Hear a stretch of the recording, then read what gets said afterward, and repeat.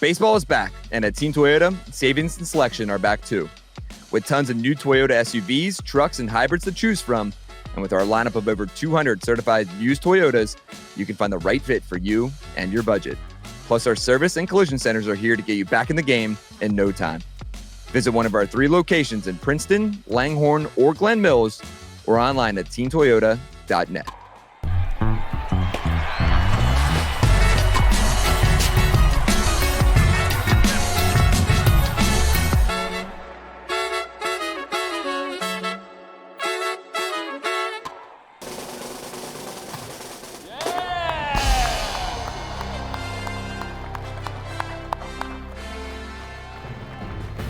Check it out, Sean Kane. What a beautiful sight to see in Center City on Friday afternoon as the Phillies unveil the 2026 All-Star Game logo. Obviously coming off an exciting 2025 All-Star Game. We'll get to that, but just a beautiful sight to see. The Roots were playing. Everyone's fired up. Are you ready for next year already? I am. I'm excited. Philadelphia's officially on the clock now that we're through All-Star Weekend, and we are up next.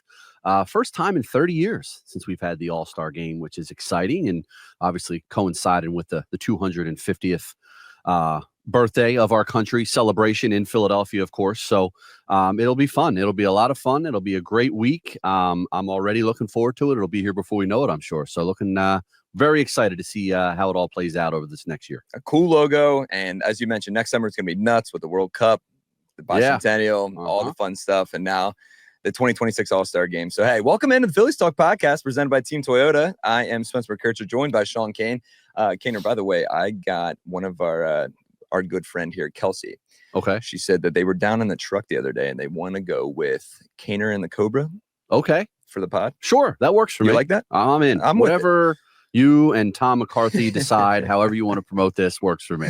Kaner and the Cobra. Sounds good to me, man. That sounds good to me. Yeah. Well, hey, it's been a while. We had a nice long break. We'll get to that, but a lot to cover here on this episode of Phillies Talk.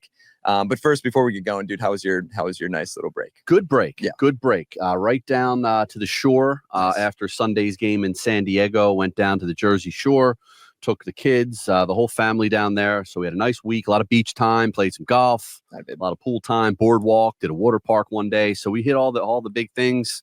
Kids had fun, and now we're back diving into the second half of the season. How about you? How was your good? It was good, man. It was nice and relaxing. Obviously, had some fun with the fellas down in Seattle myself over the weekend. And then, just spent some time with my girlfriend and had a nice time.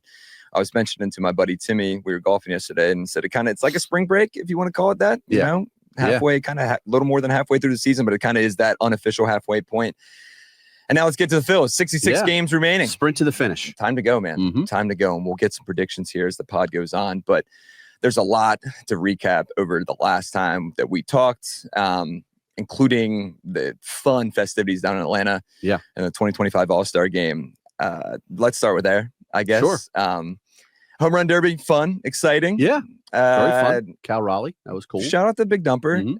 I still think Brent Rooker got robbed. Yeah, that was a little fishy with the beat him out by a quarter of an inch, and that was the winner type of deal. He gets to advance. It's insane, man. Yep. Yeah. And then there was something I saw. Dallas Braden said something about, I guess Rooker. They didn't end up throwing enough pitches. Like the time ran out, but they didn't count one of his last home run. It was a whole big thing. Yeah. Kind of feel bad for Brent Rooker, but very happy for Cal Raleigh, and it was a fun time. I think. Here's the thing. Let's just get next year. Let's get the broadcast together a little bit. ESPN. I know that's kind of a big thing, but other than that, I think next year is going to be exciting. I think we might see some of our guys next year. I hope so. Kyle Schwarber, hopefully A, he's back with the Phillies next year, which I think he will be. And B, I know we're going to get to his performance in the swing off in a second, but he's kind of tailor-made for that Derby. But yeah, the Derby was cool. I'm with you though. Like the split screen camera, like I know it's like they got to get as many pitches in so they can't follow the ball all the time because they won't miss any swings. But back in the day, you could see the swing, then they would go to a normal cutaway of the camera and you'd see where it goes. And now it's kind of hard to follow. It's a bit much.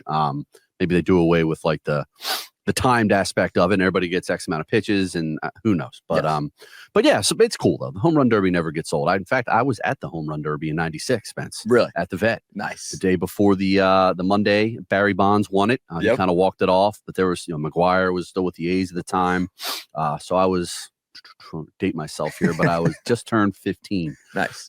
So yes, it was cool. The home run derby. I'm trying to think about Jay Buhner. All those mid '90s sluggers were in it. That's pretty sweet. Which was cool. And of course, the game the following day was awesome. But the home run derby never gets old, is what I'm getting at. It's pretty cool, a timeless deal, and I think it's going to be awesome at Citizens Bank Park next summer. That's going to be really cool. So much fun. Yeah, and it's funny. I was just telling some family members over the weekend or over the week, I guess.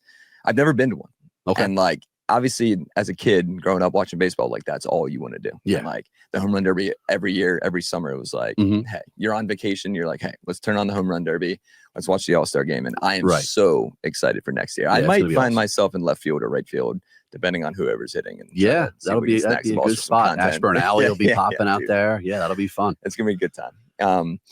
On to Tuesday then. Yes. Our guy, the Schwarber. Yes. Ends up winning MVP on one of the, in my opinion, it was a perfect way to end that game. There's no reason to send that game into extras. No. The National League team up 6-0 at one point. Yeah. Corbin Carroll puts them up 6-0. Alonso hits a home run. We'll get to that in a second too, because he probably would have won MVP. Yes. Yeah. He probably could have easily won MVP. And then the American League storms back with a little small ball. Obviously, Rooker goes yard as well. And then the swing off happened, man. And I'm telling you, like getting into the ninth inning when Edwin Diaz came into the game after they took Robert out, I was like, this would be crazy if the American League ties it, because all of a sudden I didn't even know that was a thing. And all these writers started tweeting about it. And I was like, oh, wow, here we go. This would be, I hope the American League ties it because I want to see this. Yeah. The American League ends up tying it. We get the swing off, home run derby, whatever you want to call it. And it was awesome, man. Yeah. And to see our guy come up and go 3 for 3. Yeah. Given the lead. Yeah, it was cool. Yeah, obviously, they don't want to like continue to burn pitching, so it makes sense. Right. They don't want to have the embarrassment of a tie, which they had, way back. So yeah, it makes sense to do it. It's an exhibition game. Why not do it like that? It played out great. That Schwarber was the hero for the National League, which was awesome. Side note of bad parenting. Our 10-year-old, we were up watching the game late, and then we saw the American League tie it. And he's like, Dad, can I stay up? And it's like 11:30. Dude, it was late. We're up. What are you going to miss? The guy didn't realize the swing off was coming either. And then sure enough, the next morning, what did I miss? I missed Kyle Schwarber. He missed Kyle Schwarber winning his swing off. So he told me all about that. Bad call by me. But yeah, I didn't realize, obviously it was predetermined, like which guys would be in it. So I didn't know he was going to be a predetermined contestant, because I guess a lot of the starters are pretty much out of there. They're way gone.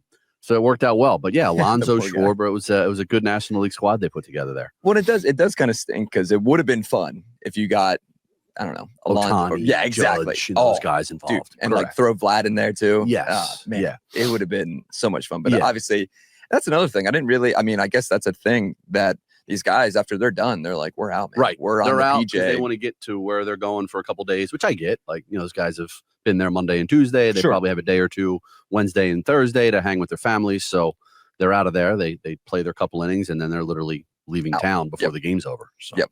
And I'll tell you what, even the coolest thing, Schwarber in the introductions on Tuesday, he kind of is along with those Mets guys. So it's all the Mets guys. It's Peterson and Alonso and Diaz. Yeah. They all get booed to smithereens. And then Schwarber's just smiling as the camera pans to him, because he knows the boos are coming. But by the end of the night, the Atlanta crowd was going nuts. Yeah, they were happy for Schwarber and the Phillies. And I think it was awesome. Now, the question becomes, it's been the debate on Twitter for the last 72 hours.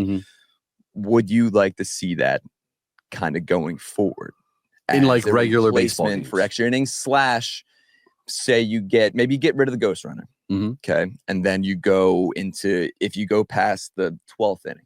Right. Go to a swing off. Would you be opposed? Would you be in favor? What are your thoughts? I mean, I wouldn't shock me, because obviously it worked out well in the All-Star game. It's a popular thing, but no, I would not be in favor of that. I'm okay with the ghost run. I know there's still like some traditionalists out there that hate the ghost runner. Like, obviously they don't do it in the postseason.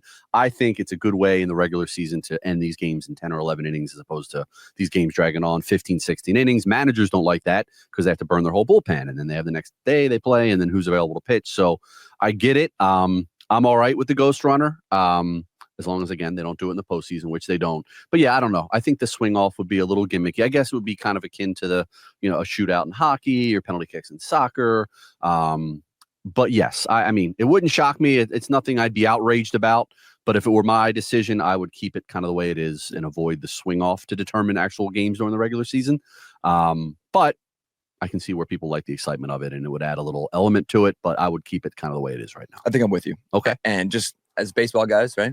Yeah. A couple of baseball guys. I think, yeah, it would be tough to change it. I do see somewhere maybe in the future, because I think Rob Manfred right now is probably like, oh my gosh, that worked succeedingly well. And I think there is maybe a time where they implement it. I'm sure maybe, I don't know, down the road. You could even see it in spring training. We've seen the ABS system. We saw it on Tuesday. It was fun. It worked. That's coming here and next there, year. for sure. It wouldn't surprise me if a few years down the road from now, I think it's not gonna fully replace extra innings, but I think they'll get rid of the ghost runner. And I think after 12 innings, it wouldn't surprise me. If you can't get a winner after 12 innings, yeah, sure. But then you look at it that way, it's kind of like, well, then these guys are already toast, though. Imagine sending Schwarber out there after what, 5-6 at bats. Yeah, if you play 12 innings, and you're like, brother, we're gonna need you. right. And that's the thing. Maybe you don't do 3 batters. Maybe you just do 1. Yeah. American League or the American League. The away team gets their 3 swings. Yeah. And then if not, then it's a lot of pressure, though, man. You're talking wins and losses. That's what I'm saying, man. A guy out there to like hit. Imagine a game in September against the Dodgers. I know. Yeah. Division's on the line. Yeah. Or like the Mets or so. Yeah, exactly. And all of a sudden you're like, Kyle, please. Right. The All-Star game is one thing. But we need you, dude. Making the playoffs or winning the division, it's a whole new element. And the pressure on whoever's throwing the ball to them, like Dusty Watson or whoever the Phillies guy would be. Like, you better groove it in there and give him something to hit here, or we're going to lose this game. It'd be insane, man. Yeah. It'd be a lot of fun, but it is. It's Rob Manfred has a decision on his hands, and I'm with you in terms of baseball lifer and just keep extra innings. It was fun for an exhibition game, but we'll see going forward. Yeah. Also, let's recap kind of the MLB draft. Yes. What a fun time that was. Fun time. Right after that Padres game wrapped up Sunday, like I mentioned, heading down the shore, following along on the draft, and very excited about the first round pick, Gage Wood. Very excited. Obviously, remember his work from the College World Series. We're all watching that game in here in the newsroom. A guy that seemingly could be fast-tracked pretty soon to come help out the cause. I know it's already been thrown around that he'll be up in September. I don't know if that'll be the case, depending on how he progresses, but a guy that throws heat and is ready to contribute sooner than later. Maybe you see him in the bullpen and throwing gas and being one of those guys. And then in addition to him, obviously the theme of the draft was pretty easy to detect. It was college pitchers, which is a kind of a change from what they've done these last handful of years with the high school pitchers and kind of getting in on guys earlier and kind of growing them in the organization. These guys, these college pitchers, theoretically are more apt to contribute right away. Big league sooner than later. We saw with Aaron Nola when he was drafted in 14, he was up in 15. So I think some of these guys have a chance to contribute, if not the end of this season, certainly in 26. So an interesting strategy that they needed to fortify some almost big league ready arms, and hopefully a handful of these guys pan out and we see them pretty soon. The Gage Wood pick got me so excited. We were sitting here Sunday night after that Padres game. And it's not even like, it's one of those things where I've heard of him even before the no-hitter. This is the first year where I was kind of I wouldn't say very locked in, but I was watching college baseball games. I feel like it was on TV more than it has been in We were all past. watching Louisville, obviously, for Ben Davis' son Tag, and then we were watching the other games. And yes, I agree with you. I watched more College World Series this year than previous year. For sure. And I Tag definitely helped that for sure. And I think they were. There was, you turn on ESPN or like more like ESPN2, SEC Network, and you'd see Arkansas, Florida, or you would see, Texas A&M, whatever. Right. And seeing Gage Wood, and then obviously the 19 strikeout performance, no hitter in the College World Series, it was awesome. And I know you mentioned it. I think there's a strong chance. I tweeted it out right when they picked him. There's a strong chance we see him in the bullpen come October. Wow. All right. See you in September and then into October. Okay. Let's do it, dude. All right. Let's do it. Yeah. And obviously their first 8 picks, like you mentioned, all college pitchers. Yeah. A lefty. How many lefties? I think it was only 1 lefty and 7 righties. Yeah. Right. From some big time programs too. Exactly. Yeah. Gabe Obermuller from Iowa. Yep. Cody Bowker from Vandy. Sean Youngerman from Oklahoma State. Yeah. Gabe Craig, 2 first names, from Baylor. Yeah. James Talon from Duke. Shout out.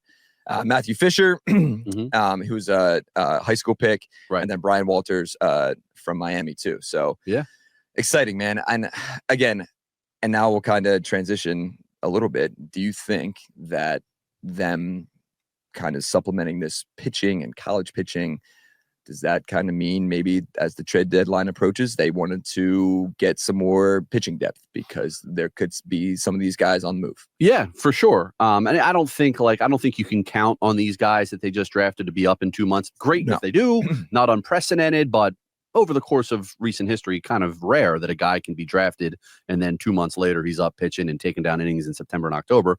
Hopefully it works out. That's the best case, but I don't think they can count on that. So I think their approach will remain aggressive, obviously, at the deadline. They're going to bring in, I think, multiple bullpen arms. But to your point, to get those arms, McAble's got to go, or somebody of that ilk has to go. I don't think Painter, but some arms that are up in the upper tiers of the minor leagues, the farm system, then yes, you replace them with the guys you just drafted. Hopefully those guys pan out in the short and long term. But yeah, no, I think you're going after bullpen arms still at the deadline, which is only a couple of weeks away now. So we're going to see that pretty quickly. And then whatever comes up, and if guys can help quick, if you think Gage Wood is coming up, and that's a bonus. And then they have a plethora of arms, because we talked about this before. I still think Luzardo's coming out of the bullpen in October. I still think whoever that, I don't know if it's going to be Nola. We'll see how he does. We'll get to him later, because we definitely have some thoughts on the second half. For sure. I think it's pretty safe now. You pencil in Wheeler, Sanchez, and Suarez as your top three in whatever order after Wheeler you want to go. But then the other starters, I think, especially in the DS, are available and ready to go, and maybe Painter's up by then. And so I think you're going to have options in the bullpen, and that's going to include a couple of big-time arms they're going to bring in before the deadline. Wouldn't surprise me. And I think either these guys can be used as trade. I don't want to say bait, that's the wrong word, but like trade targets, I guess, for other teams. But I do think that it kind of is surprising that they went, because we normally don't see this college pitching route that Brian Barber and the scouting department takes. Yep. It's going to be exciting to see what they end up doing. Kylie McDaniel of ESPN released his top 10 rankings after the draft. Gage Wood is now the 7th prospect in the Phillies organization. Wow. Okay. It's Painter, Miller, Crawford, Tate, Abel is still 5th, Escobar is 6th, Wood is 7th, Henry Mendez is 8th, Dante Nori, last year's first round pick, is 9th, and Griffin Burkholder is 10th. Okay. So I'm telling you, man, Gage Wood, bring him up. All aboard. And I think it's interesting too. Like, what do you think his ramp up process is now? Yeah, he just came off a hell of a season, right? Yes. For Arkansas. Now he's kind of got the summer off, and it's like, hey man, just kidding. We might need you in September. Right. So and I think some of these guys I understand or might be here, not for this weekend, but they might bring in just to do a little introduction for the guys, maybe during that Red Sox series early next week.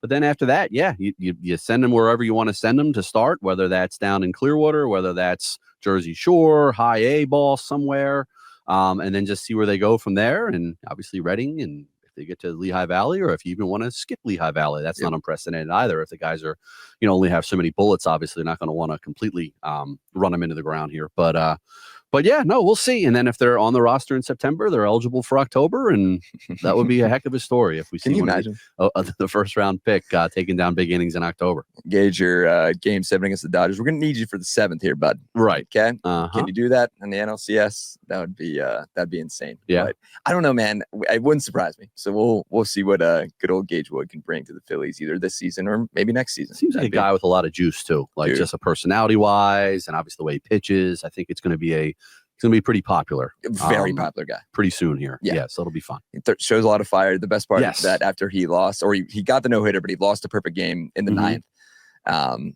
because he hit a batter. And they were saying that his post-game interview after that College World Series game, whoever was interviewing was like, hey, like, how do you feel? You just pitched a no-hitter in the College World Series, only 3rd all time. How do you feel? And he's like, I shouldn't hit the guy. He was like, yeah, all right, here we go.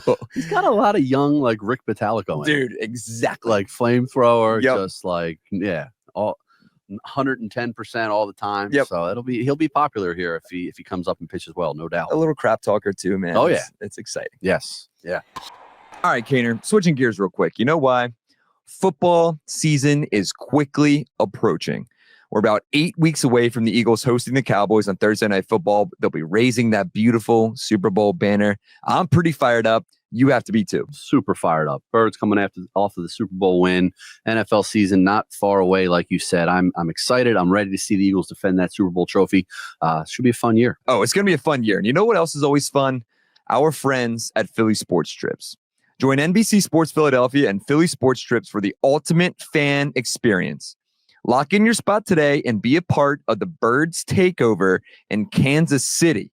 It's the weekend of September 13th through the 16th. Rematch of the Super Bowl. Game is going to be electric. We already know that. We can't wait for those birds, and we can't wait for that game. Book now. All right, Kaner. We have something very, very exciting coming to NBC Sports Philadelphia. 10 years ago, we saw Phillies history. One game, one last ride in a Phillies uniform, and one unforgettable moment. Relive Cole Hamels' no-hitter through his eyes. And let's watch it together, Philly. On July 24th, only on NBC Sports Philadelphia, it's Philly Classics presents Cole Hamels' no-hitter. Presented by Granite Run Buick GMC. No tariffs, big savings, where freedom comes standard. All right, Kaner. Yeah. So as mentioned, we are 66 games left in this schedule. We'll get to your predictions here shortly, but I do want to give some first half grades. Yeah.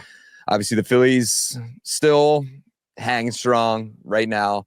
Got a big Angel series, and then the Red Sox. It does feel good to come home after this All-Star break, especially that road trip. Yeah, it feels like they haven't been home in 2 weeks. Exactly. Yeah. It is. And they sit atop the NL East, half-game lead as mentioned, the unofficial second half starts here. I want some grades, though. Okay. And we're going to keep it short to a point, but we'll start in the outfield. Okay.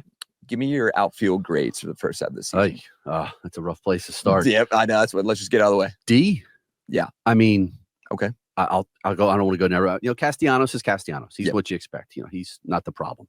Marsh started off very slow, but has started to hit. He's kind of not the problem either. My problem is Max Kepler, who I think is vastly underperformed to what we expected. Rojas started out hot, but really has become a kind of a non-factor offensively. Still great defensively. So yeah, I mean, when you take those guys, I mean, Otto Kemp's given a little bit of juice lately. If he's going to keep working in that left field mix, we shall see. But yeah, no, it hasn't been great. So I would go D for the outfield as a whole. Offense and defense hasn't been that great, to be honest. No. Yeah. There's been those random pop flies that have just fallen in. Right. We've seen some confusion. We've seen a lot of things defensively. Yohan Rojas still, I don't know, he's there defensively, but he's also made some questionable routes on balls and still made the catches and kind of almost looked like he hurt himself a few times. But I'm with you. I'll go C-.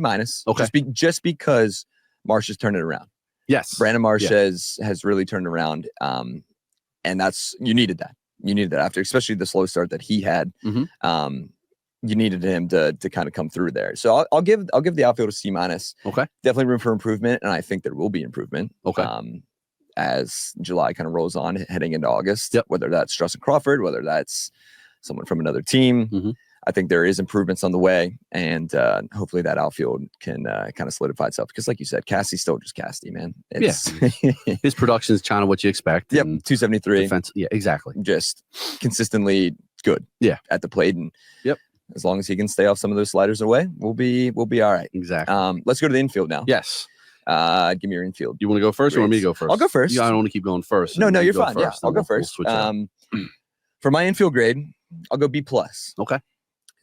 Trey Turner, obviously, it was a big thing for him defensively to improve this year. Now, there has been some balls that have been, some errors that Trey has kind of cost here and there. However, he's been a lot better. And I think the confidence is there. And I think batting 289 probably helps. Yeah. On the field.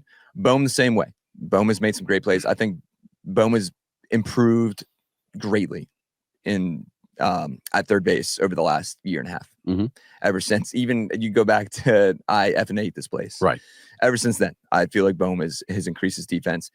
Then you look at Stoddard at the plate. Again, we've mentioned it multiple times. Not what we want to see from Bryson Stott. Defensively, though, give him the Gold Glove. Right. I think there's a few plays that he's also kind of misplayed, and there was a play in San Francisco where it was not a routine play, but it's a ball that he normally gets and didn't get. I'll take Stoddard's defense for now. Yeah. And then Bryce at first, obviously. The injury didn't help, but Otto Kemp stepped up. Bohm has stepped up at first. But Bryce has just been Bryce. And if we get the same Bryce that we saw as the kind of the first half close there, where he said that he's feeling good and kind of locking in here, look out. Yeah. I feel good about Bryce at the plate. And that's the thing. We talked about it. The confidence is never wavered from Bryce. I'm confident as heck. And as long as that wrist stays healthy, and I'm sure we'll probably see some off days, maybe a little more off days from Bryce going forward here. just to reserve that risk and make sure it's okay going forward. But right. What are your thoughts? Yeah, you went B+. I'll go B-. Okay. To stick with Bryce, like, yes, the injury. So obviously because of that injury and because of his slow start to the season, then he got hot before the injury, and then he's, as you pointed out, starting to heat up a little bit. It's almost as if you didn't really want the break if you're Bryce, because he finally looked like the timing was there in the end of the San Francisco series into San Diego. But obviously you didn't get the production from first base that you thought you were going to get in the first 96 games prior to the season. Stott, you mentioned the struggles offensively, very disappointing. I'm a big Stott guy, and really thought he would bounce back offensively this year, but it has not happened. Defense, he's great. Trey has been very good offensively. His most consistent, steady since he's been a Philly stretch here, these 96 games, leads the National League in hits. Defensively improved, but there's still a play here or there pops up, which kind of drives you nuts. And Bohm, after a bad April, has been very consistent in being Alec Bohm. And then I don't know if we count JT into this. JT slow start, if he's in, considered the infielder of catching its own thing. But he started, he's been good. Like, he's hit in July. I think since like June 1st, he's hitting like 330, 340. So the pop hasn't been there, but the doubles have, and just generally picked it up a little bit offensively, and he remains an elite defensive catcher. So B- for me when you kind of factor that all in. The Stott disappointment, Bryce's injury, Turner and Bohm steady, JT inconsistent, but picking up a little bit. So B- for me. Okay, fair. Because I was going to say, I mean, with Marchand, defensively been great. Yeah, hitting has not been there. Yeah, and we knew kind of going forward that might be it, but I needed a little bit right now out of Marchand, just a little bit more. Right. We might see Garrett Stubbs at some point. Yeah, I don't know. You think? Can you imagine? Yeah, like, forget about Stubbsy. That's what I'm saying, man. Like, it wouldn't surprise me. He's having a hell of a season in AAA right now. And he's having a hell of a time. I know that. Sure. Talked to him a few times, and yeah, we've seen all his Instagram posts, and he's having a hell of a time up there. Just having a lot of fun as per usual with Garrett Stubbs. But I've expected more out of Marchand this season, and hopefully he can turn around if they decide to keep him up here. He could possibly be a trading candidate, maybe, going forward. So let's move on real quick. Okay. Starting pitching. Yeah, starting pitching for me, I would go A+, but like the whole Nola thing, I think kind of takes it down a tick, just that he has been hurt and ineffective before he got hurt. Luzardo's been inconsistent, but I'll go A. Yep. A flat, just because of Wheeler's excellence, Ranger's excellence since he's been back, and then Sanchez continues to be one of the best, I think, top 5 pitchers in the National League. So to have 2 guys that I believe are top 5, and Rangers easily right there too, you have 3 of the, I think, guys that are top 5, top 10 pitchers in the National League. So A, strength. We thought it'd be a strength. The Nola thing was kind of a surprise, especially on the durability front. But I think he's going to come back strong. So A for me for starting pitching. Yeah, I'll go A+. Okay. Why not? I'm with you on Aaron Nola, but I mean, those 3, that's the best starting 3 in baseball, in my opinion. No doubt. And heading towards the playoffs, that's all you need. You need 3 really good starters, and that's what you have in Zach Wheeler, Ranger Suarez, and Christopher Sanchez. I do love that Christopher Sanchez was kind of, I mean, we harped on it. I got on my little milk box here. Yeah, got on the milk box. You weren't happy. Got on the milk box. Clayton Kershaw. And I'm glad that he got some national attention about it. Yeah, and obviously, we didn't even talk about those guys, all the guys talking about how it kind of sucked. Yeah, all the Phillies players. Yeah. Yep. Commented on him not teammates, which was nice. Which is great. Yeah. And again, that's not surprising. That locker room is a brotherhood. And they all support each other like crazy. And it is, I've never seen a locker room like that in my 7 years here. Right. Just kind of stay together. But yeah, it was nice to see Christopher Sanchez get some national attention. I mean, Pat McAfee was talking about him. Passon was talking about, like, ESPN was all over it.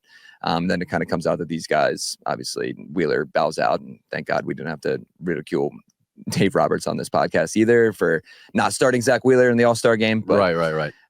As he bowed out. But anyway, yeah, I'm with you. And then the bullpen real quick. I mean, I'm going to go B-. Wow. Okay. That's high. No, I mean, yeah. Just there's been some bright spots. That's what I'm saying. There's been bright spots, and I think it's there. Whether it's help is on the way, for sure. Yeah. They're going to do something. But I don't know. Strom struggled. Romano struggled. Kirk Green's been great. Yep. He's been good, not great, I'll say. But then, like we mentioned in the last podcast, Tanner Banks, Max Azar, these guys that have kind of stepped up in ways that we didn't expect them to step up. Yeah. So, what are your thoughts? Yeah, I would go. So you went B-. I'd go C+. Okay. The secondary pieces have been some bright spots. You just mentioned a few of the names. Strom has been not Strom of the previous year when he was an all-star, but generally it's been a little dicey, but generally getting the job done.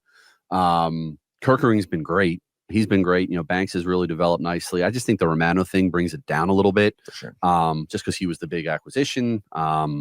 And he has a couple nice outings, but he's had way too many blow-up outings, and the numbers as a whole obviously are not good. So C+ for me for the pen. Fair. Yeah, and it's you see Estevez as an all-star. And the Alvarado thing, too, that's got to count into. That's so true. You kind of forgot about Jose. Yeah, I mean, he was going to be your top lefty, and now he's been suspended since, I don't even know. He's coming up on a month back, so it's been a couple months already. Yeah.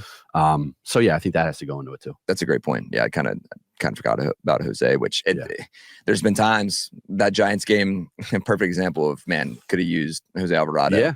Either in the 8th or 9th, whatever it is. So yeah, Ruiz was a disaster. You forget about all these guys that have already long gone. Way gone. But anyhow, so C+ for me. Fair. Okay, that's fair. I think I might I forgot about Jose. So maybe I'll jump down. I'll jump down whatever that grade is. Sure. And maybe I'll join you at C+. Mm-hmm. We're not going to hit on the trade deadline. I feel like we've hit it. And I think, obviously, there hasn't been a lot of news besides Ken Rosenthal and Bob Nightingale and some of these national guys saying the Phillies are going to go all in. Yeah, it'll ramp up here. We're 2 weeks out, so we'll have time to talk about it. I'd be shocked if there was a major move made like this weekend. I think it's going to get pretty close to the 31st, if not the 28th, 29th, 30th range before real things start moving. Yep. Because it's a seller's market, and I think teams are going to hold off and wait for the best offers as time gets closer and go from there. But yeah, we'll have time to talk about that, no doubt. We've hit on it, Emmanuel Clase. Like, it's the same guys. Like, these guys aren't going to change with what the Phillies want. But yeah, we'll have definitely a trade deadline pod. Kind of maybe we can go through some guys and just we'll stick with that. But I do want predictions as we wrap up here. Okay. 66 games remaining. For the third time I said that on this podcast. Yes. I'm going to go 40-26 to end the season. Wow. That'll finish at 95 wins. Okay. I'm hoping that's a National League East Division title. I think it would be. I think so too. Mm-hmm. Obviously, the pieces are coming. Again, whether that's Crawford, whether that's Painter, that will be Painter, I think he'll be there. And then, as you mentioned at the beginning of the pod, Aaron Nola is still a wild card.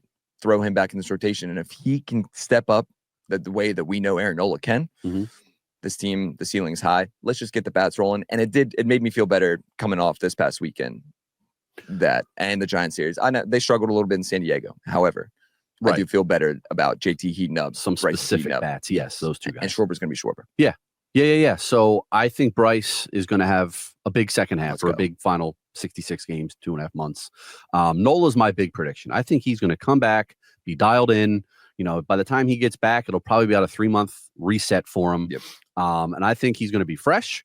I think he's going to pitch well for them. He's no stranger to big games in September and October. I think he's kind of overcome those early career September struggles. He's been the clincher guy in the regular season the last handful of years, and he's pitched. He's had some good, more good than bad. It comes to postseason, so I think he's going to be a real, reinforcement for this starting rotation. I think he's going to do the job, and because he feels that he probably feels like he let the team down, that he hasn't been around, and he prides himself on being available. So I think he's going to be motivated. He's going to come back. He's really going to solidify this. I think we're going to see Painter at some point, whether that's as part of a 6-man, whether they have some sort of hybrid role for him in mind. But yeah, Nola, Harper, big second halves, big final close stretch runs here. So I'll say I like them winning the division too. I think it's going to be, it wouldn't shock me to come down to the final weekend. I think they're going to outlast the Mets, get that division title. I'll say 94 wins. Okay. Nice. 94 wins. So one less than your 95, but I'm confident. I think they're going to lock in here. I think that the deadline will be notable. I think it'll be more juice, more reinforcements coming via the deadline than we saw. Whether it was Lorenzen, whether it was Austin Hayes, it's going to be legit help, and I think that's really going to give them a shot in the arm. And so will Nola. I mean, Nola's going to be like acquiring an all-star level pitcher, I think. Now, obviously, he struggled, and people may say, "Yeah, right," but I think he's going to be a real X factor in the last 2.5 months. And then you got Andrew Painter coming up. I'm not saying that's going to be an all-star level, but it is. It's the debut of Andrew Painter at some point here. Yep, that's going to be so exciting, and then. Maybe Gage Wood, There you go, Gage Wood, Mr. October, the new Mr. October. Gage. It's gonna be awesome. It's gonna be great. It's gonna be an exciting second half, man. The schedule is tough. September is really tough. You still have that West Coast swing. Yep. With the Dodgers and the Diamondbacks. Yeah. Yep. Then obviously the Mets and Braves division games are still here. You got the Orioles, you got the Red Sox, you got the Yankees coming up next weekend. Tough week coming up here. Yeah. Exactly. So it's gonna be fun, man. But we're looking forward to it. I'm excited, man. Yeah. Big Angel series this weekend. Mike Trout back in town. Mike Trout. It's talking before today's game. We'll see what Mike has to say, the state of things, and I'm sure he'll be asked about, has he ever entertained the idea maybe finishing his career close to home, because Lord knows that's a popular topic around here. Yep. As the Angels head towards another Octoberless season. So he's got a golf course down the road now. He's got a golf course down the road. He's got his football team right here. So Mike, maybe play in a few Octobers, Mike, before you hang him up. that would be nice. I think he's played in one postseason series, which really is, all kidding aside, that's a shame. For a player of that caliber. He's obviously been hurt now the last handful of years, but for that guy not to get a real taste of October, if that's the way his career ends, that'll be a shame. And this past weekend with the dude in Sea Isle, had a great time with everybody, but amidst all the fantasy football talk there was a big debate of best player of our generation. We're all 28, 29 years old. Sure. Trout, Judge, Ohtani were all in there. I was heavy on Trout. A lot of people were heavy on Judge. It was a big debate. Yeah. And it is a debate as going forward here for the generations here that who knows. I think when it's all said and done, Shohei obviously will take that, but it's going to be just to piggyback off that, 2010, myself and Mike Mulhern, who produces our Eagles pre and post game shows, he's on the Eagle Eye podcast, Mike Mulhern. We had a bet in 2010 about who would have the better career, Bryce Harper or Mike Trout. Wow. When they were both like 20 years old. I took Harper, he took Trout. He really looked like he was going to run away with it. But now I feel like it's evened out a little bit. Definitely. And back to my other point, I think one of the reasons it's really evened out is because of what Harper's done in October. Yeah. Where Trout has not. And like Trout's obviously been injured, but like Harper these last 3 years has a handful of October moments and has gotten his team to the World Series and the National League Championship Series, and obviously won an MVP in 21. So I think it's an interesting debate to have, because Trout obviously for a while was the clear leader in that race, but it's kind of tightened up a little bit. It's exciting, man. I mean, I would lean Bryce right now. Interesting. Now get it again. Yeah. Get him a World Series. Yeah. And that will solidify that. And then maybe his buddy Mike Trout will be a part of that World Series team down the road at some point. So that'll be exciting. Hey, big weekend for you. Big weekend. Give you a shout out. Sean Kane will be over at the ballpark covering games. Check out his work on NBC Sports Philadelphia.com. I'm super excited for you. Leaving the pre and post game world for the weekend and going to go over and sit in the press box. Yeah, baby. With all the scribes, cover the team, heading over there now actually for some pregame availabilities. And it'll be different. It'll be nice. Writing about the games afterwards, obviously writing about any news that comes out pregame, and look for the articles on our website. Let's go, baby. Just trying to help out the digital world. That's exciting, man. Whoever needs me around here, digital, pre and post, if I need to jump in and help the event crew, I'm happy to do that. So whatever's needed, I'm happy to do it. And the most important, the Phillies Talk podcast. Of course. Oh, yes. Without saying. That's happy to be here always. That's right, baby. Yeah. So exciting weekend ahead. We'll catch you guys hopefully before that Red Sox series as well. Again, catch Sean's work on NBCSportsPhiladelphia.com. Rate it, grade it, just like we graded it. Let us know in the comments on YouTube. It's going to be great, man. I'm excited for you. Cool. But hey, big series ahead. Hopefully the Phillies can get some home cooking again here and kind of just take into the second half as they finish the first half in not great fashion, but hopefully they can take off here. And we've seen them heat up in July and August and September, so hopefully they can keep carrying that as the season moves on here. So yes, sir. For Sean Kane, I'm Spencer McKercher. We'll catch you guys next week.